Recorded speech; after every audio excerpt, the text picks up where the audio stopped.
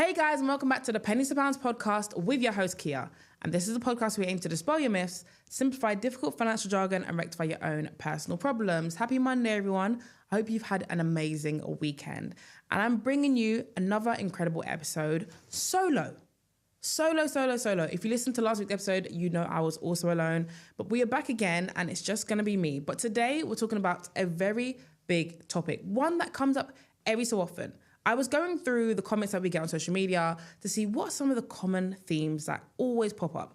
And one that I'm going to talk about today is all about credit. What does credit mean? How does it work? And more importantly, what makes up your credit score? So I thought it would be nice to deep dive into it for anyone who's looking to better understand what their credit score means and how they can improve it over time. First things first, what exactly is a credit score? So a credit score is a score given to you by lenders that basically denotes how good or responsible of a borrower you are. When you go to borrow money, whether that's for a loan, an overdraft, a credit card, or even things like financing, lenders look to your credit score to know how reliable and how responsible you are at paying back your debts. Your credit score can be found by logging onto one of the 3 credit reference agencies platforms, and the 3 that we have in the UK are TransUnion, Experian, and Equifax. If you use a third party to check your credit score, for example, I use Credit Karma to look at my credit score, they will use one of the 3 credit reference agencies to get your credit score from. So it's important to note here that if you check your credit score on more than one platform, and I'm not talking about the 3 credit reference agencies that we just mentioned, so let's just say you use Totally Money, Credit Karma, and ClearScore. It's important to check and see what credit reference agencies those platforms are using to find out your credit score, because if they all use the same platform, so let's just say all of the 3 that I just mentioned, Credit Karma, Totally Money, and ClearScore, all take their credit scores from Experian, your score is going to be the same across all of them. And you want to see what credit score do you have on each 3 of the credit reference agencies, which is why it's so important, and it's recommended by the credit experts to check your credit score on all 3 credit reference agencies at least once a year. When you do so, you're going to find a discrepancy. You're going to say to me, but my credit score is different on each single platform. Why is that? The reason being is that your credit score is made up of different factors. So it could be how good you are at paying bills back on time, how much credit you take out, how many applications you've made in the last year, a range of different factors. The difference is that credit reference agencies place different amounts of importance on these different factors. So for example, and this is not fact, Experian might think it's more important to know how reliable you are at repaying back your loans, whereas Equifax might think, actually, no, the number of applications you've made in a year is more important to us. That difference then generates the different credit scores that you get on these different platforms. On top of that, each credit reference agency picks a different number that is their highest score. As you'll know from Experian, their highest score is 999, whereas the other 2 might be a different number. So all those things combined, that is why you have a different credit score on each platform. But it is very important to check your credit score across all of these platforms at least once a year, like I mentioned. Credit is such an important part of our lives. And if you're someone who's listening who doesn't use credit or hasn't used credit yet, I guarantee you at some point in your life, you're going to use credit. Credit comes in so many different forms. I mentioned a few at the beginning, but some that you might not know is even things like a phone contract, car financing, or getting any product on finance is going to look at your credit score. So it is so important to make sure that you're looking after and preserving your credit score from early. When I was younger at 20, I decided to do just that. I said, you know what? It is the time for me to really look after and nurture my credit score. So like any 20-year-old does, I went and I applied for a credit card. I applied for one credit card, and I remember I applied and I waited 24 hours and I'd heard nothing from the application. So naturally, I assumed that it must have been declined, because why have they not said anything? 24 hours later, I went and I applied for a second credit card with a different platform, different lender. Lo and behold, 2 days later, I found out both had been approved, and both had given me an £1,000 limit. So I meant I had £2,000 at 20 years old. That number could only result in nonsense. That's the only way I can put it. I spent my money on absolute nonsense. I remember taking my friends to Nando's. I remember doing online shopping. I don't even know what I spent that money on. All I did know was that I thought it was my money, which is obviously not the case, which is why it's so important to preserve and look after credit from early and treat it as a tool. Credit is not something that's inherently bad. It is actually very useful if you know how to use it. If I fast forward towards the end of the story, don't worry, I'm no longer in debt. I paid that off within 8 months of pretty much racking up that debt, I realized, you know what, this is not sustainable. This is not sustainable.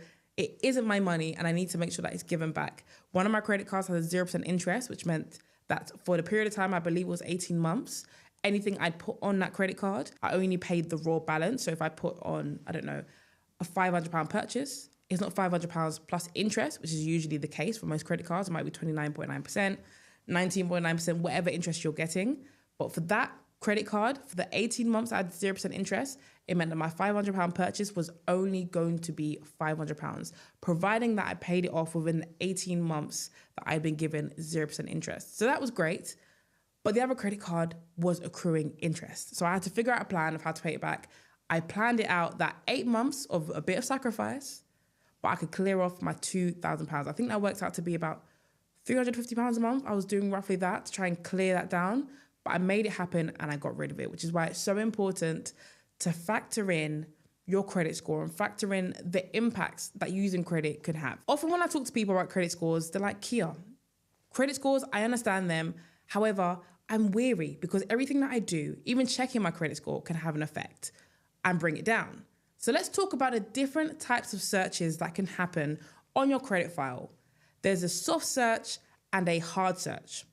Now, a hard search is a type that you're probably most familiar with. When you apply for a new line of credit, whether that is a credit card, loan, overdrafts, any of the ones we've mentioned, you're performing a hard search. The reason being is you're applying for this and lenders now are going to take a deep dive into your credit score. They're going to have a look and see what's in your file. Have you been paying things back on time? What are the credit reference agencies saying about you as a borrower? Due to the deep dive nature of a hard search, this can impact your credit score, whether you get approved or not approved. The impact is obviously bigger if you're not approved, but it will also impact your credit score because you're making an application. I used to work in Apple, and when I was at Apple, we would have people come in who wanted to take out iPhones. They wanted to buy an iPhone and they wanted to get it on finance. And it was part of our jobs, the people who would sell the iPhones on the shop floor, to facilitate that process. Now, it wasn't part of my job to educate them on credit scores. However, I felt obliged to educate them. What I'd have sometimes is people would come in, we had the iPad, and they would be there typing in their details, putting everything. They'd ask me questions about, do I need to put this there? And I'd help them through the application process. And at the end, we'd click submit. At the time, our finance partners, I say our, I'm not a part of Apple anymore.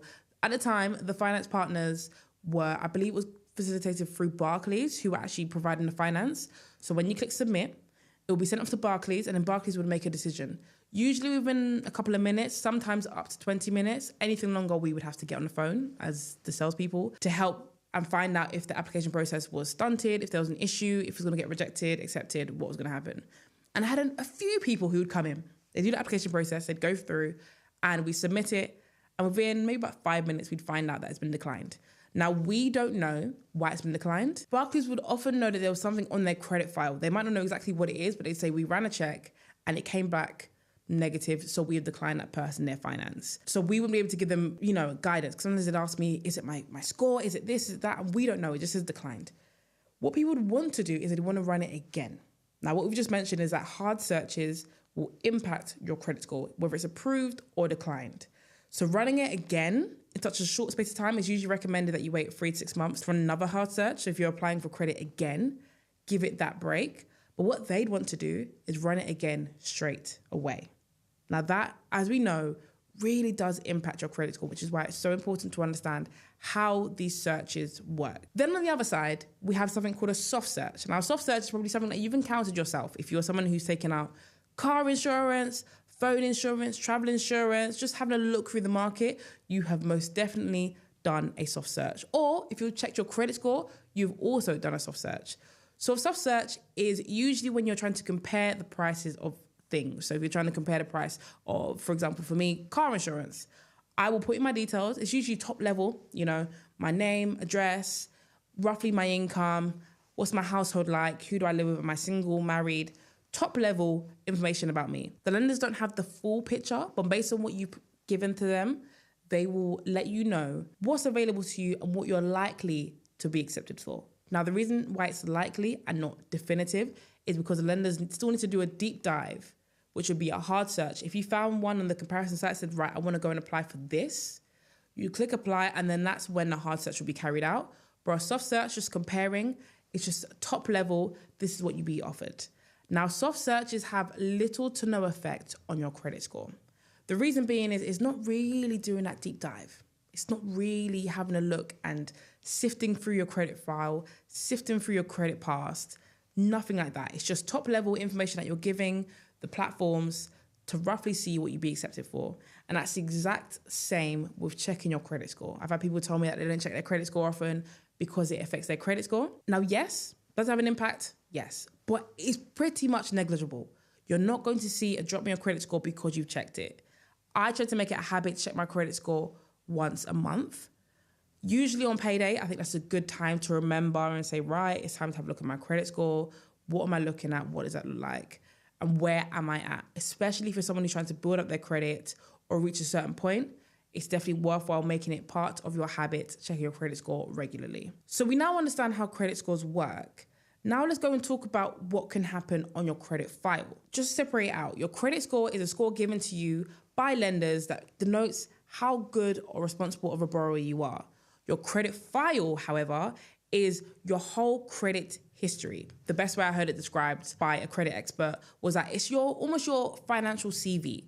So on your credit file, you'll see everything, usually for the last 6 years when it comes to your credit. So any missed payments, any applications you've made, any county court judgments, anything that's been, any strikes on your credit file will be on that file. You can request a free copy of your credit file from any of the credit reference agencies. So that's Experian, TransUnion, or Equifax. They will give you a free copy.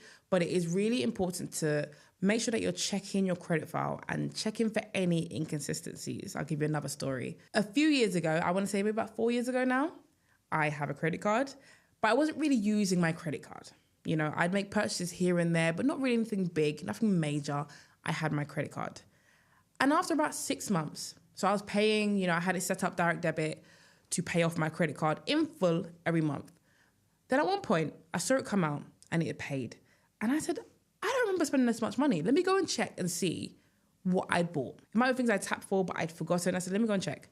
I had a look and someone, probably from online, had found my credit card details and had been using my credit card for a good couple of months. When I went back through, it was mainly on Uber Eats and Deliveroo and Uber, but they've been using my credit card for a good few months. Now, when I looked at my credit file, that shows up as it being used. So I had to contact my bank. I didn't know what happened. They'd removed all of that from my statement. So it wasn't on my credit file. They'd also reimbursed me the money because that was fraud. Someone had stolen my details and spent money on my account.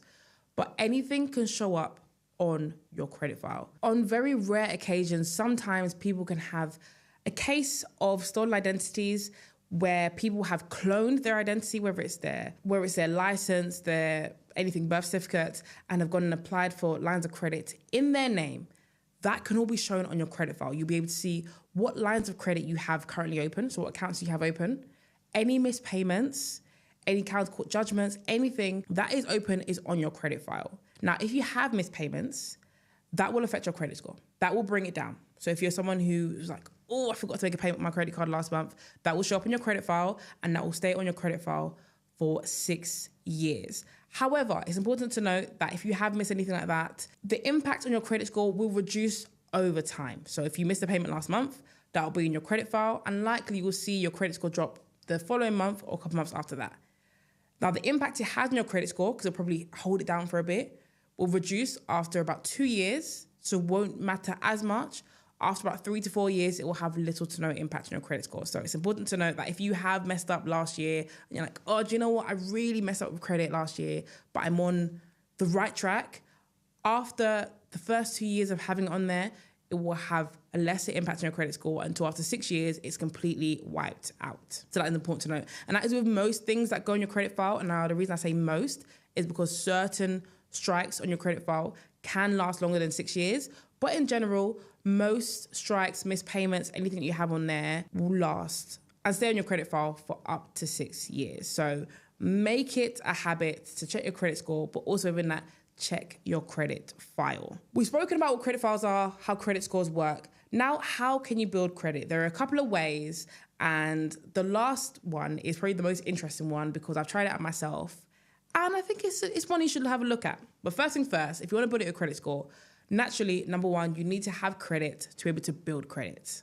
So if you are someone who doesn't have a credit card, doesn't have an overdraft, has basically no borrowing, in quotation marks, it's going to be hard for you to build up credit, which is why people usually get credit cards to do that. If you are someone who's like, you know what, I don't know if I'm responsible to just have a credit card. I don't know if I can not blow it and not spend it. That was me at 20, so there's no judgment here. There's no shame here at all.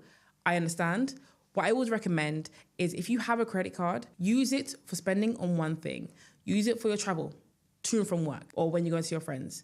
The reason I say that is when it comes to travel, you probably already have that money. You were going to go see your friends anyway. You were going to go to work anyway. That's money you've already got allocated physically in your account.